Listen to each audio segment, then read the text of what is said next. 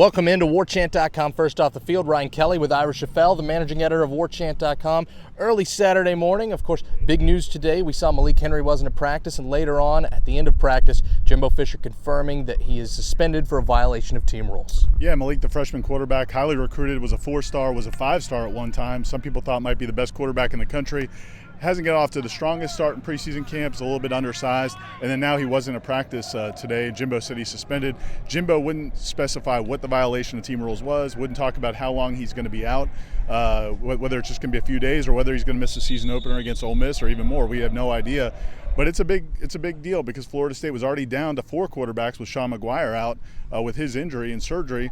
So right now they have 3 quarterbacks at practice, and only one of them is a walk-on. Yeah, so you have 2 scholarship guys, 1 walk-on. Jimbo Fisher took a little bit of a positive spin on it when he was asked about the quarterback depth.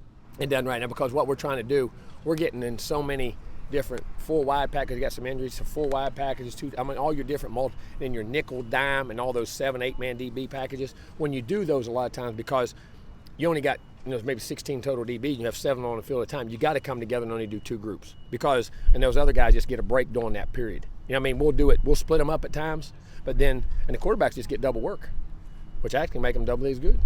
So I do think it's somewhat of good news that maybe your ones get a little bit more reps, but Ira, you completely buying that it's a good thing to be down to 3 quarterbacks? That's definitely spin, and that's what Jimbo has to do. He has to put his, look, as a head coach, he's got to focus his players on the future and the players they have who are here.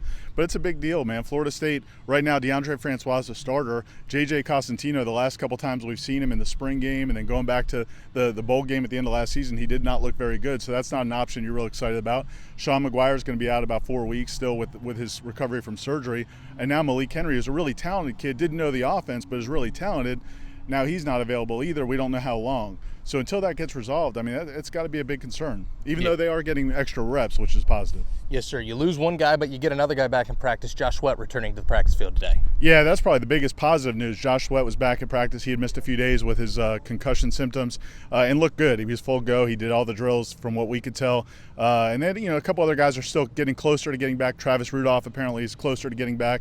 There's a lot of positive things other than that one big negative story. Yes, sir. Travis Rudolph not back on the field yet. Jimbo Fisher hopes to have him out soon. But other than that, pretty eventful day here at Florida State practice early in the morning on Saturday. For more camp coverage, stick with us, Warchant.com.